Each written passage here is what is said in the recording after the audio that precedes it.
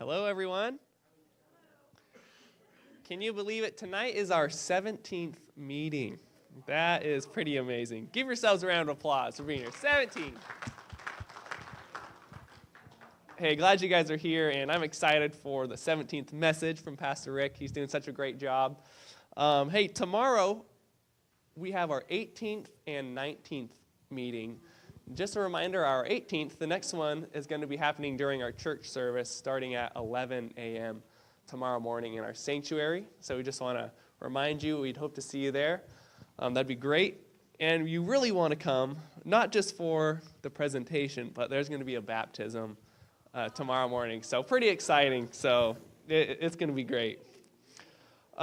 Just a heads up, tomorrow night, we'll be here again at the same time after the morning meeting. And just a reminder that there's going to be another weekly offering if you want to help contribute to the cost of running the series. That'd be great. No pressure, though. Just a heads up.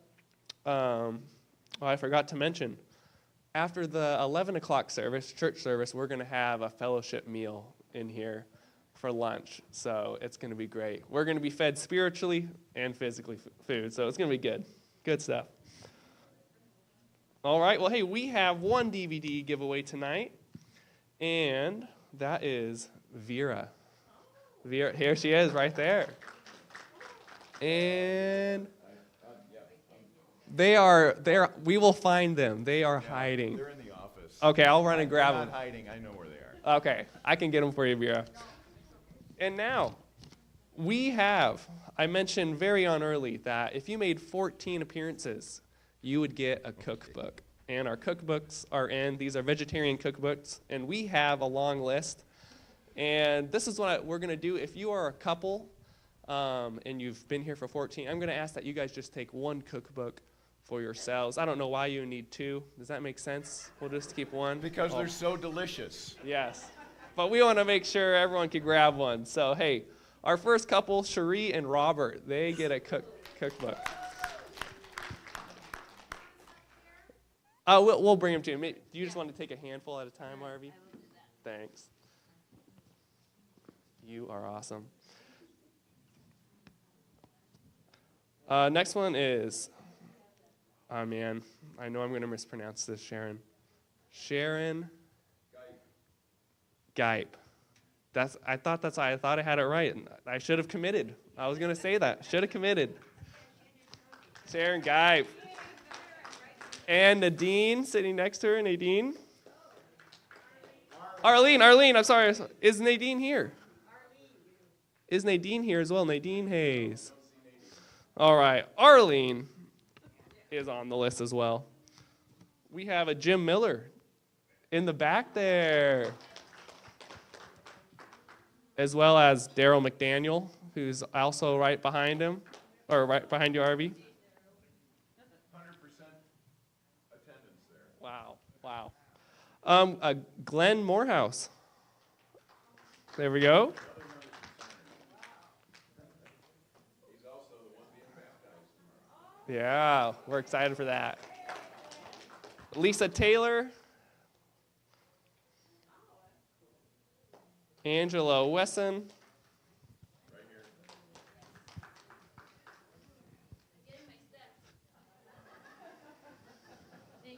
Yeah. Johnny and Bernadine.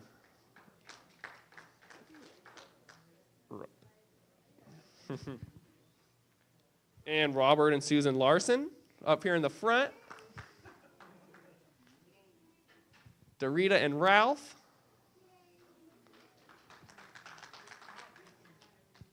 And Les and Rose. Les and Rose, there they are. All right.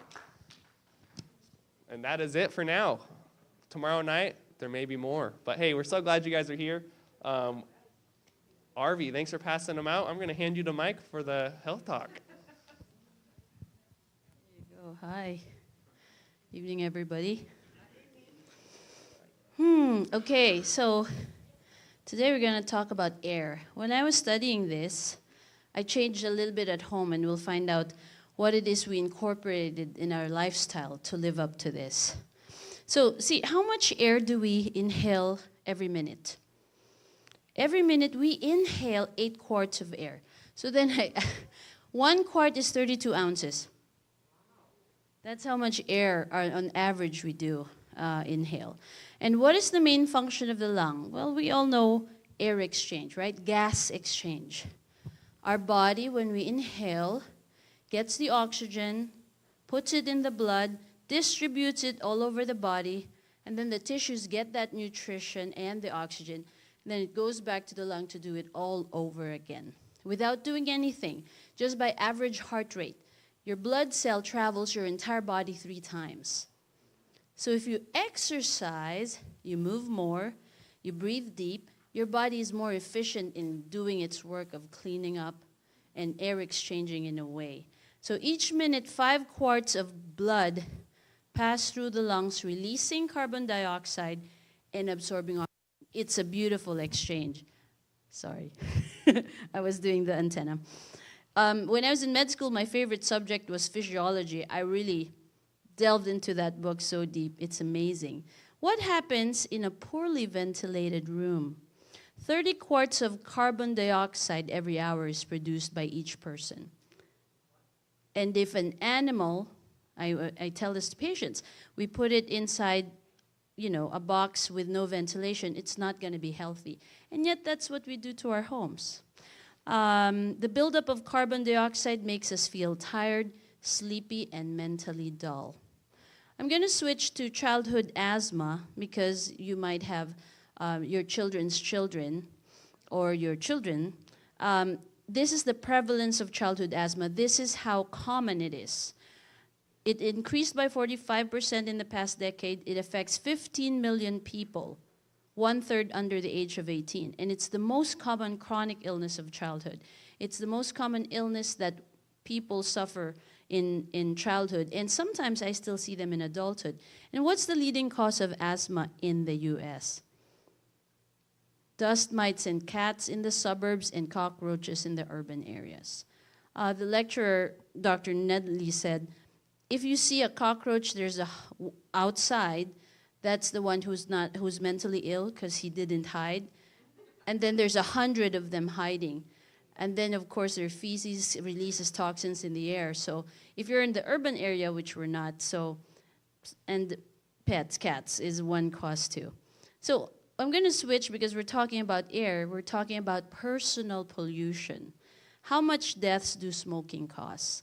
It may not be relevant to this crowd if nobody smokes, but we're online and people will hear this. This is from the CDC data. 480,000 deaths per year, accounting to 1 in 5 deaths or 1,300 deaths every day. And an average smoker lives 10 years less. And the total economic cost is $300 billion a year. That's from direct medical cost when you take care of an illness related to smoking and missed work. So it's not just costly in terms of money, but of lives as well. And here, what kind of cancers can I get from smoking? It's almost every organ that it passes through. Oral cavity, your throat, even your food pipe, which is your esophagus. Of course, your larynx, because that's when you're going to inhale. Your stomach cancers. Pancreatic cancers, it doubled, sorry. Bladder cancer, because that's where all your toxins sit after it's cleansed the body. Kidney cancer, colon and rectal cancer, even cervical cancer, and a form of leukemia called acute myeloid leukemia. There's really no incentive to smoking. And here's one concept I want to introduce. People hear about first-hand smoke, where you're the smoker yourself, second-hand smoke, where you're inhaling what other people smoke. How about third-hand smoke? A home or a car that smells like cigarette smoke, even when nobody's actively smoking, all of those chemicals are decomposing and releasing toxins in the air. That's third-hand smoking. And it still has some significance in terms of mortality and health. So what we did at home is we air the house almost every day. We open up the windows. It may be chilly. That's fine. We're exchanging the air. First floor and second floor. It's even more important when after people have a cold or during. Somebody's coughing. We have to air our home. Let's not circulate that virus around. we have to air our home. Open the blinds, get some sun whenever it's available. So fresh air is important, and I forgot this on the last water is medicine, but now fresh air is medicine. So one thing I've done is I air my home, even the car, when we're driving through really clean air. Let's do the same. Thank you.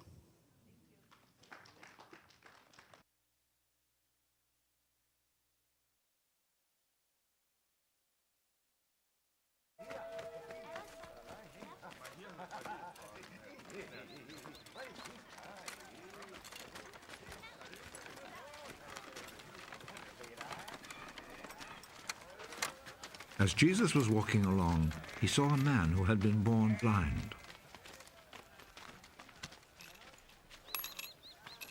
Teacher, whose sin caused him to be born blind? Was it his own or his parents' sin? His blindness has nothing to do with his sins or his parents' sins. He is blind so that God's power might be seen at work in him. As long as it is day, we must keep on doing the work of him who sent me. Night is coming, when no one can work.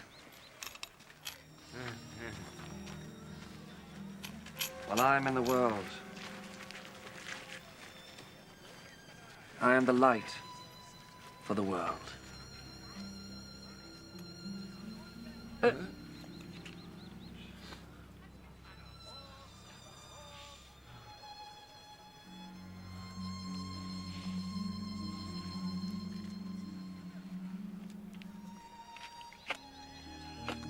After he said this, Jesus spat on the ground and made some mud with the spittle.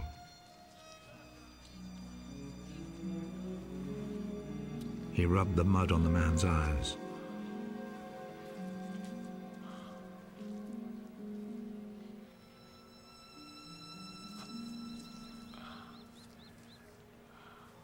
Go and wash your face in the pool of Siloam.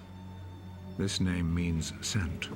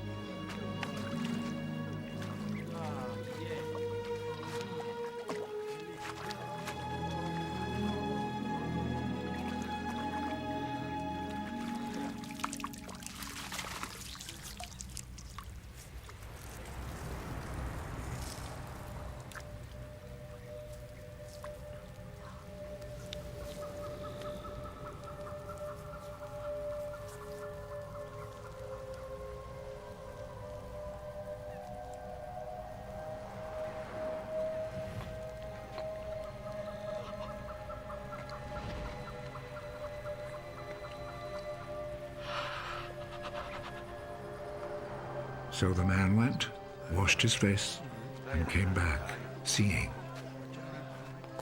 His neighbors then, and the people who had seen him begging before this, asked, "Isn't this the man who used to sit and beg?" He's the one. No, he isn't. He just looks like him. I am the man. How is it that you can now see? The man called Jesus made some mud, rubbed it on my eyes, and told me to go to Siloam and wash my face. So I went, and as soon as I washed, I could see. Where is he? I don't know.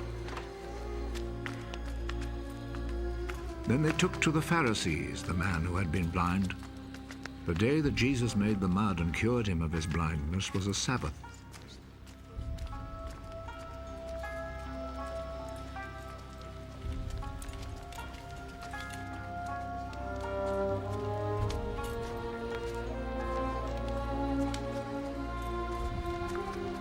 The Pharisees then asked the man again how he had received his sight. He put some mud on my eyes. I washed my face, and now I can see. The man who did this cannot be from God, for he does not obey the Sabbath law. How could a man who is a sinner perform such miracles as these? And there was division among them. You say he cured you of your blindness. Well, what do you say about him? He is a prophet. The Jewish authorities, however, were not willing to believe that he had been blind and could now see until they called his parents. Is this your son? You say that he was born blind. How is it then that he can now see? We know that he is our son, and we know that he was born blind. But we don't know how it is that he is now able to see, nor do we know who cured him of his blindness. Ask him. He is old enough and he can answer for himself. His parents said this because they were afraid of the Jewish authorities, who had already agreed that anyone who said he believed that Jesus was the Messiah would be expelled from the synagogue. That is why his parents said, "He is old enough, ask him." A second time, they called back the man who had been born blind. Promise before God that you will tell the truth. We know that this man who cured you is a sinner. I do not know if he is a sinner or not. One thing I do know. I was blind, and now I see.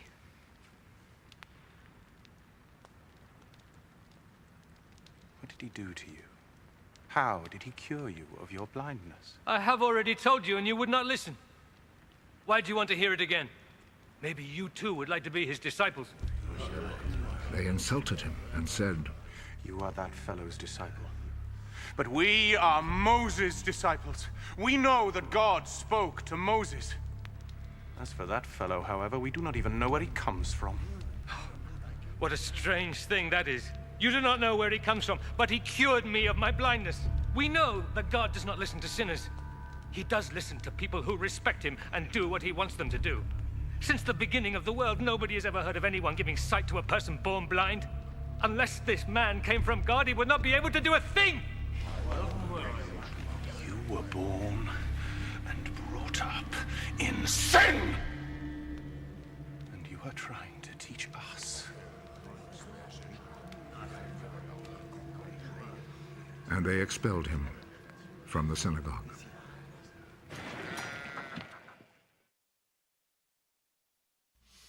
Oops. All right. Wow. Forgot to do this.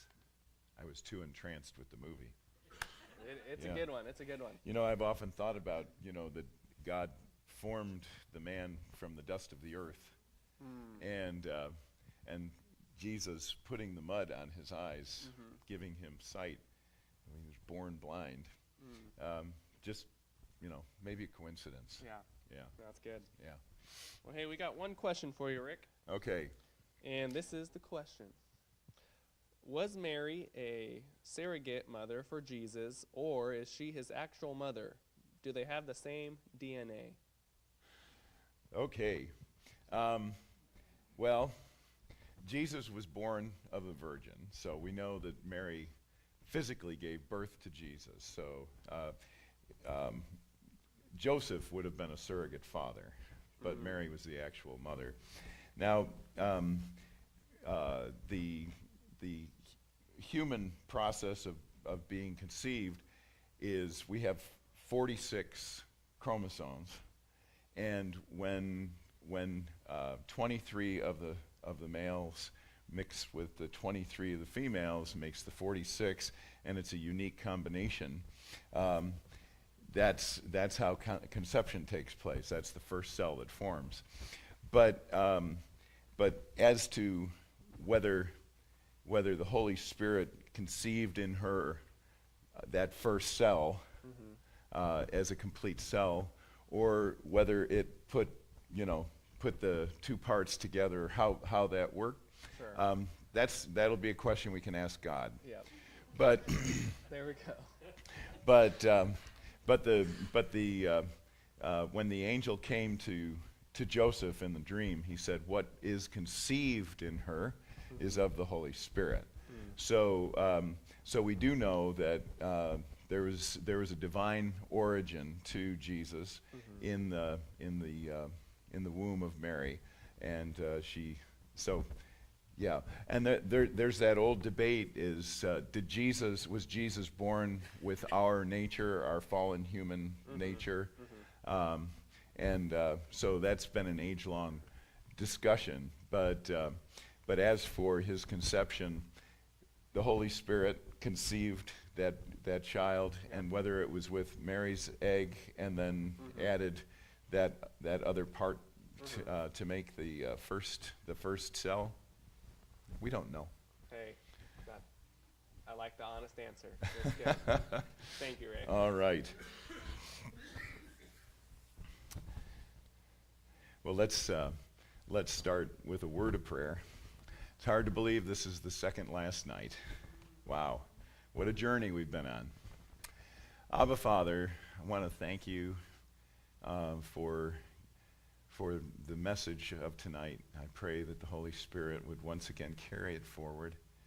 We thank you, Lord, that you are faithful and that you are patient with us, and that you are God who works with us and transforms us from the inside out. So we give you praise and thanks in Jesus' name. Amen. By the way, before we get started, I do want to make one little announcement. I know that this series of what will be 19 talks is like taking a drink out of a fire hose, and the purpose of it is to get the big picture. But beginning next Sabbath, we will have a pastor's class that will be meeting, and we will continue to study these things at a slower pace, where we can have question and answer, and we'll only go as fast as the speed of the class. And that'll be a good opportunity for us to get to know the information better and also get to know each other better. So that will be meeting at 10 o'clock, and it'll be back in the church office. Okay? All right. Well, tonight is an exciting topic, and it's probably surprising. It will be surprising for some. But we start off with Revelation chapter 14, verses 9 through 12, and it's talking about an angel, and this is just prior to the 7 last plagues that fall. And so we have this powerful message. A third angel followed them and said in a loud voice, "If anyone worships the beast and its image and receives its mark on their foreheads or on their hand, they too will drink the wine of God's fury, which has been poured out full strength into the cup of his wrath. They will be tormented with burning sulfur." Remember the plagues. "They will be tormented with burning sulfur in the presence of the holy angels and the Lamb. And the smoke of their torment will rise forever and ever. There will be no rest, day or night, for those who worship the beast and its image, for anyone who worships or who receives the beast, the mark of its name." That this is what will happen. So we have this very strong warning from this third angel that says, worshiping the beast, falling into that grand deception, is going to lead to final ultimate destruction. And it's a strong warning. It's very sobering. And then we have in verse 12 this verse. This calls for patient endurance on the part of the people of God who keep his commandments and remain faithful to Jesus. Who keep his commandments and remain faithful to Jesus. And remember, as we've talked about this is all about a love relationship with Jesus, where he transforms us from the inside out, that he writes his laws on our hearts and our minds, and we, in carrying out our will, actually end up doing his will, because it is a transformative process that comes from that vertical relationship with God, and he does in us what we cannot do for ourselves. Philippians is one of those places that tells us, "For it is God who works in us to will and to do according to his good pleasure. So God is in the process as we deepen in our relationship with him. He is literally rewiring our brains so that we see things in a new way, we think new thoughts, and we respond in a different way because of that change in who we are. And that's the beautiful thing. Well, we talked about Babylon 1, which was Nebuchadnezzar's Babylon. We talked about Babylon 2, and that was back in the Dark Ages, the little horn power that established and to think of changing times and laws and all of that, and we'll be going back and reviewing that in just a minute. But now we're going to talk about Babylon 3, and that is a future event, but the groundwork for it is happening even today. As you can tell, I mean, changes in our culture are rapidly happening, and the moral decline, the problems that we're seeing, the cheapness of life, more and more we see this struggle. But the people of God will endure. So let's look at the identity of the beast. And we're going to be looking at Revelation chapter 13. And this is a very pivotal chapter because there are two beasts. There's the beast in the Dark Ages that rose up and persecuted, and then there's a second beast that rises up out of the earth. We'll be talking about that as we go along. So let's do a quick review.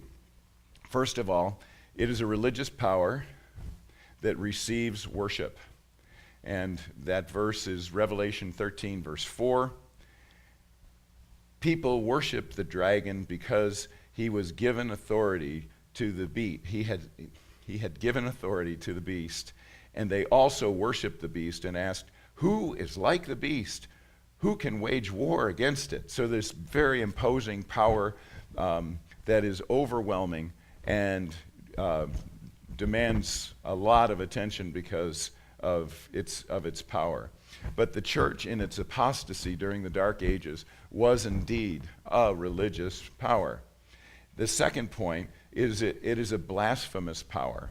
In Revelation 13:1, we see the dragon stood on the shore of the sea, and I saw a beast coming up out of the sea. It had 10 horns and 7 heads, with 10 crowns on its horns, and on each head was a blasphemous name. Remember, this looks back to Daniel, that it was a composite of all of the parts of the nations of Daniel. And then in Revelation 13, verses 5 and 6, we read, the beast was given a mouth to utter proud words and blasphemies and to exercise its authority for 42 months. It opened its mouth to blaspheme God and to slander his name and his dwelling place and those who live in heaven. So this beast gives these threats toward heaven and is warring against God. The little horn power of the Dark Ages claimed the power to forgive sins, as you may remember. So Revelation chapter 13, verse 7, it was given power to wage war against God's holy people and to conquer them, and it was given authority over every tribe, people, language, and nation. In the next point, 4, Daniel indicated the beast power would attempt to change times and laws. And as we've looked at this, Daniel 7, verse 25, he will speak against the Most High and will oppress his holy people and try to change set times and laws. So it only, in looking back at the church's history, someone wrote to Pope Pius the 11th, questioning if it were true that the church changed the Sabbath to Sunday. And the reply came in the Catholic Extension magazine. Peter R. Tramer was the editor, and he writes back, Dear Sir, regarding the change from the observance of the Jewish Sabbath to the Christian Sunday, I wish to draw your attention to the facts that Protestants who accept the Bible as the only rule of faith and religion should by all means go back to the observance of the Sabbath. The fact that they do not, but on the contrary observe Sunday, stultified them in the eyes of every thinking man. Point B, we Catholics do not accept the Bible as the only rule of faith. Besides the Bible, we have the living church, the authority of the church, as a rule to guide us. We say this church instituted by Christ to teach and guide men through life has the right to change the ceremonial laws of the Old Testament, and hence we accept her change of the Sabbath to Sunday. We frankly say, yes, the church made this change, made this law, as she made many other laws, for instance, the Friday abstinence, the unmarried priesthood, the laws concerning mixed marriages, the regulation of Catholic marriages, and 1,000 other laws. And then point C, we also say that of all Protestants, the Seventh-day Adventists are the only group that reason correctly and are consistent with their teachings. It is always somewhat laughable to see the Protestant churches in pulpit and legislature demand the observance of Sundays, of which there is nothing in the Bible. With best wishes, signed, Peter R. Trammer, editor. Interesting. So the seal of God. As we talk about the mark of the beast, we have the seal of God that is set in opposition to the mark of the beast. And I want to look a little bit at the seal of God. So we see it first appearing in Revelation chapter 7, verses 2 and 3, because the seal of God is that mark by which we Christians are sealed for eternity. And so in verse 2 we read, "Then I saw another angel coming up from the east, having the seal of the living God. He called out in a loud voice to the four angels who have been given power to harm the land and the seas, do not harm the land or the sea or the trees until we put a seal on the foreheads of the servants of our God." And I see a little help from a friend here. Take just a moment and take a sip of water because Dr. Arvey says this is really important.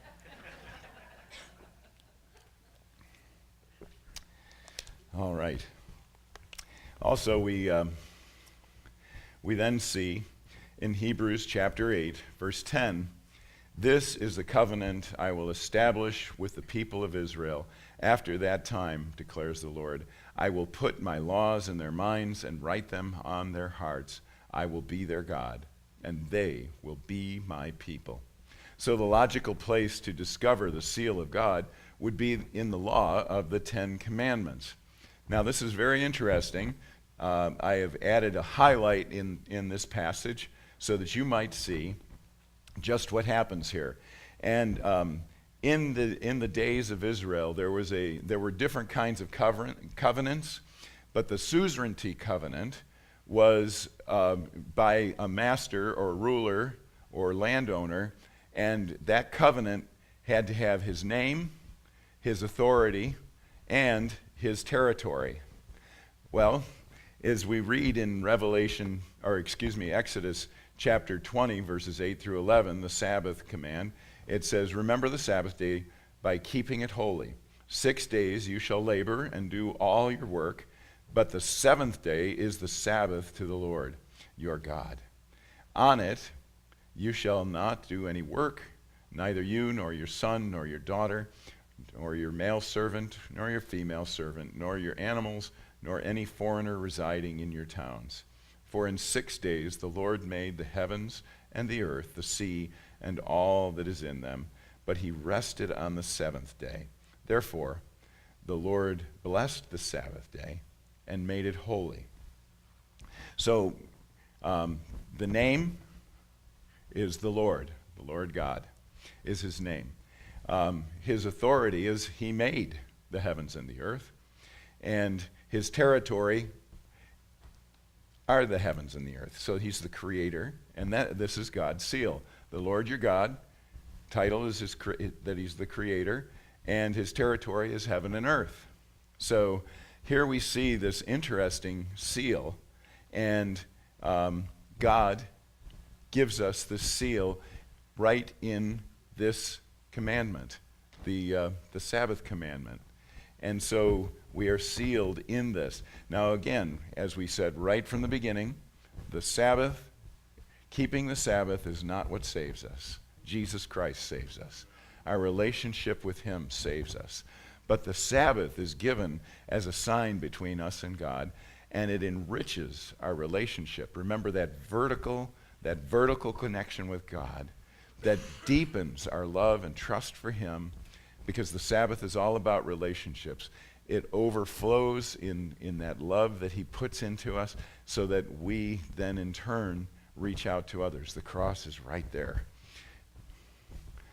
In John chapter 1, verses 1 through 3, and verse 14, we read, "In the beginning was the Word, and the Word was with God, and the Word was God." He was in the beginning with God. All things were made through him, and without him nothing was made that was made.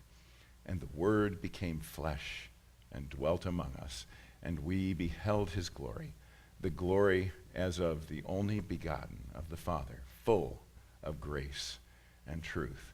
Jesus is the seal of the living God.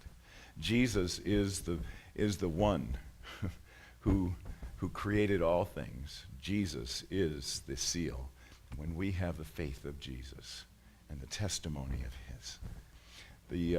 So the issue of the last days, the seal of God, the mark of the beast. Well, in the issue in these last days is the battle is over who has authority. Who has authority in our lives?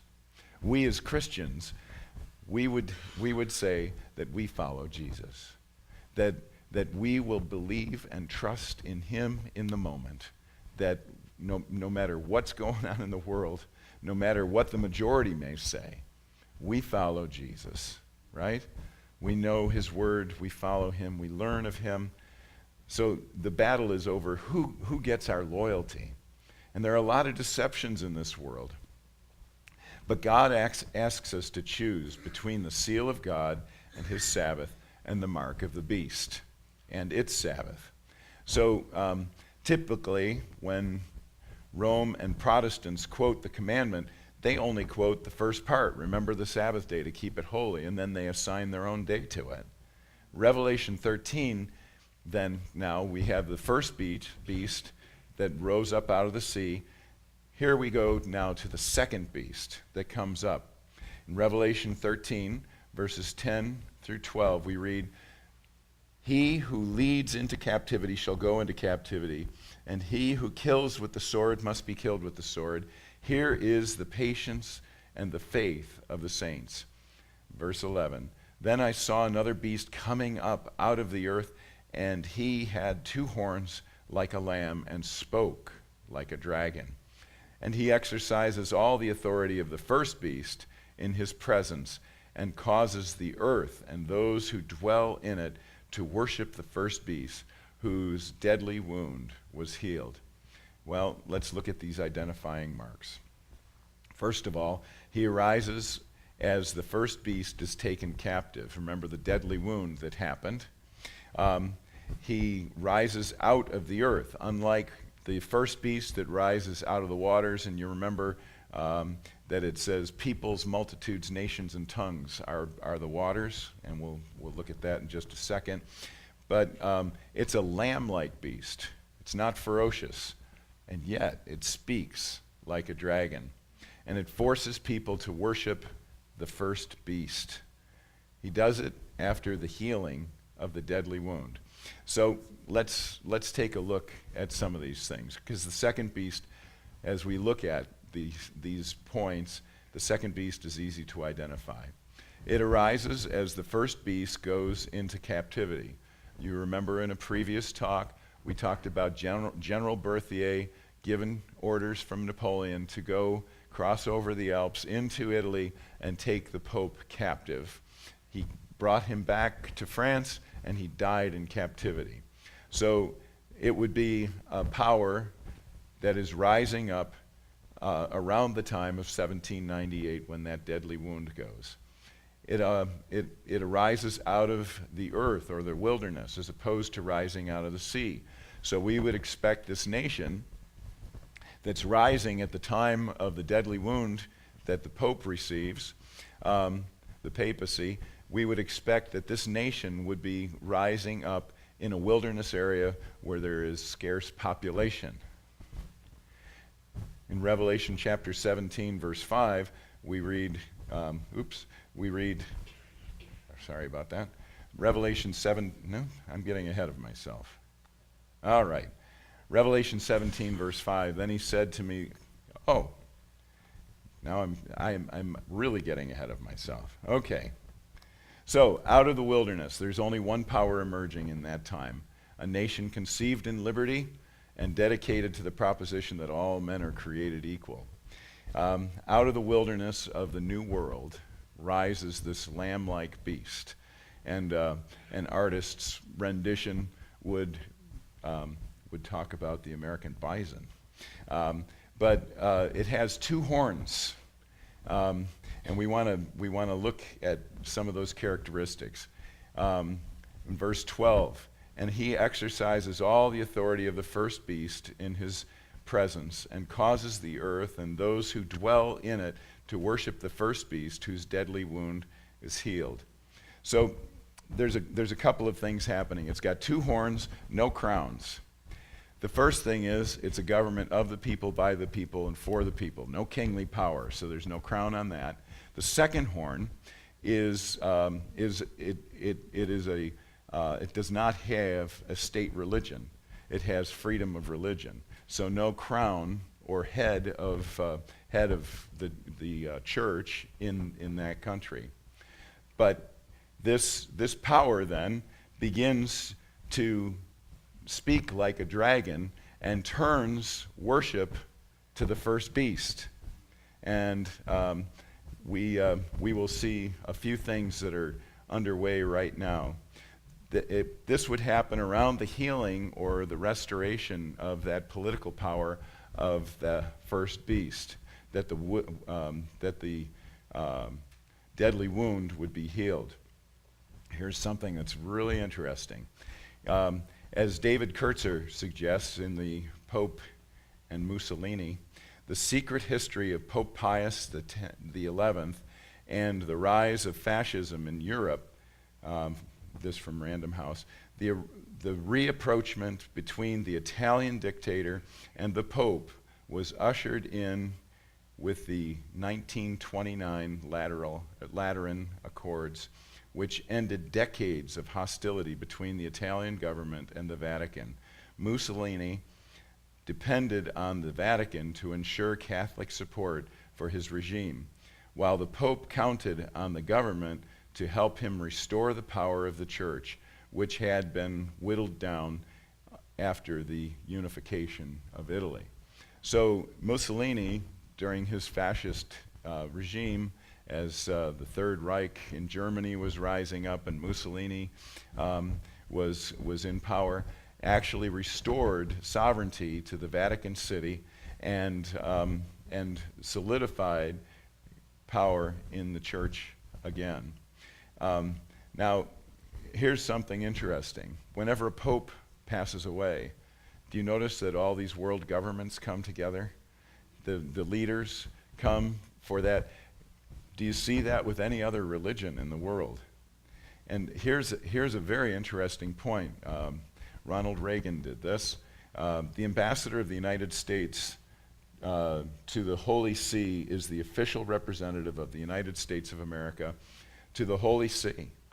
The leadership of the Roman Catholic Church, the official representation, began with the formal opening of diplomatic relations with the Holy See by President Ronald Reagan and Pope John Paul II in 1984.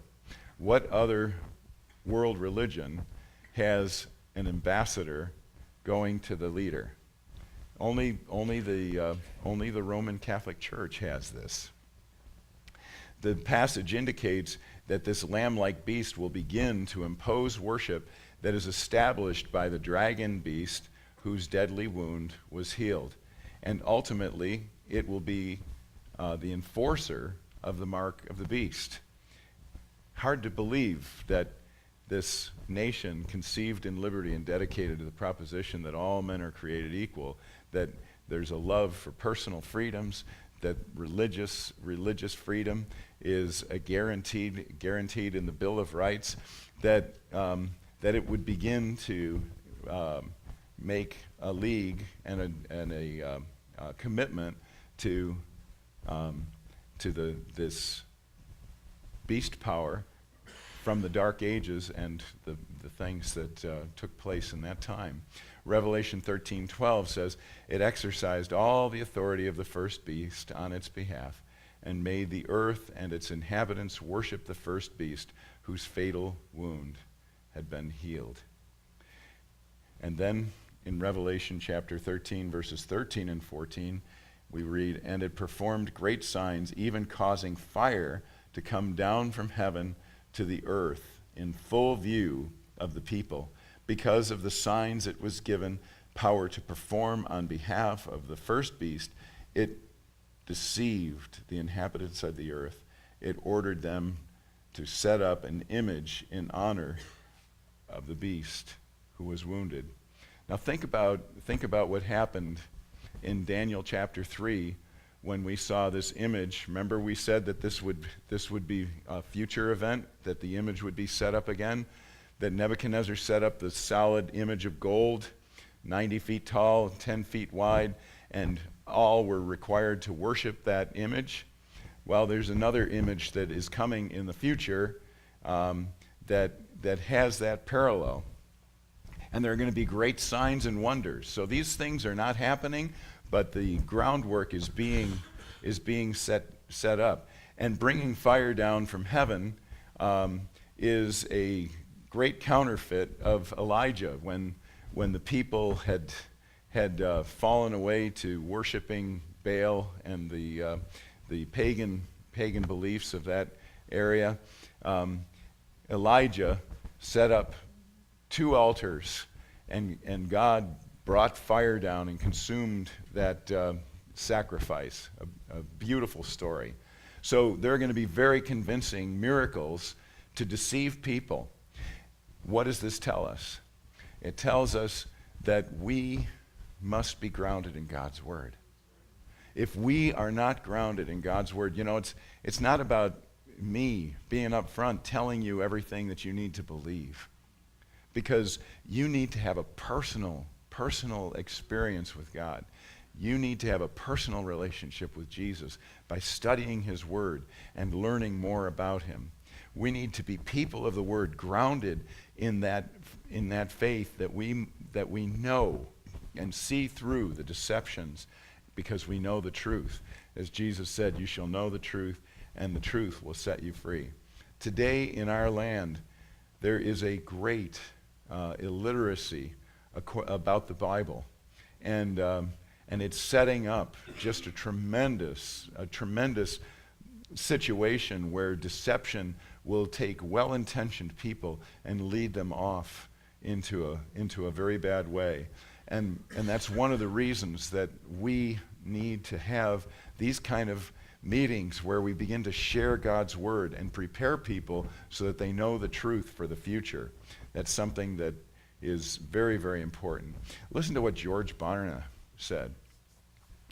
A respected researcher, he said, has discovered that many as 3 out of 4 regular attenders in the church are not biblical Christians. They are simply attending the most visible of Christian events, the weekly service. This is from Ministry Currents, George Barna, October to December 1992, page 3. So as these great miracles, these counterfeit miracles are happening, you can imagine that it would deceive people wholesale. In 2 Corinthians chapter 11, verses 13 and 14, Paul writes this, "For such people are false apostles, deceitful workers, masquerading as apostles of Christ. And no wonder, for Satan himself masquerades as an angel of light." So many are caught by emotionally driven worship, or even elements of the occult and New Age, that they become deceived and entranced by the shiny things.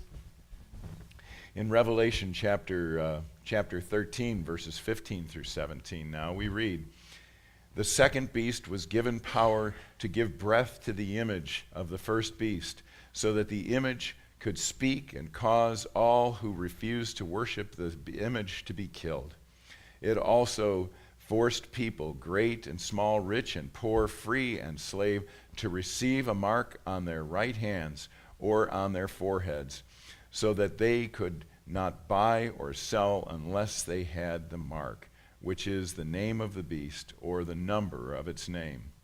So much like the story of the three Hebrews, Meshach, Shadrach, and Abednego, as they were on the plain of Dura and refused to bow down to the image, they made that incredible statement of faith that our God is able to save us, and even if he doesn't save us, we will not bow down and worship this idol.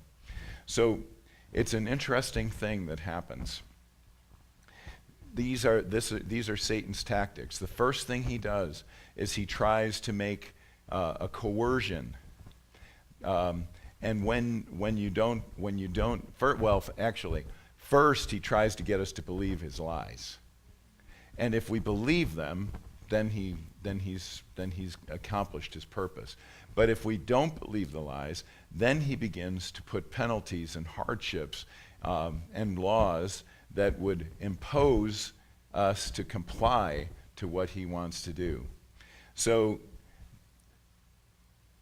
think of what happened to those three Hebrew worthies, that they went into the fire and Jesus went with them.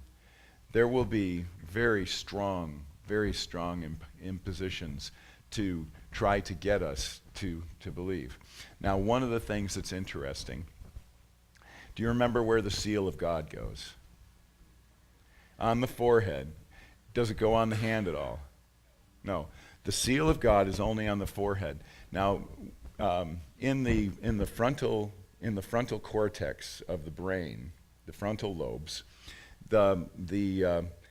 all the reasoning, morals, choices, everything that makes a creativity, all of those things are in these frontal lobes, right? And so God's seal is here. In other words, if we believe and we have a relationship with God, we have his seal right on our forehead. But where can the mark of the beast go? On the hand, the right hand, or on the forehead. So if we believe the lies, the mark of the beast goes on our forehead. But he resorts to force in order to get us, even though we know the right thing, we do what we know is wrong because we're afraid of the penalties, even unto death, right?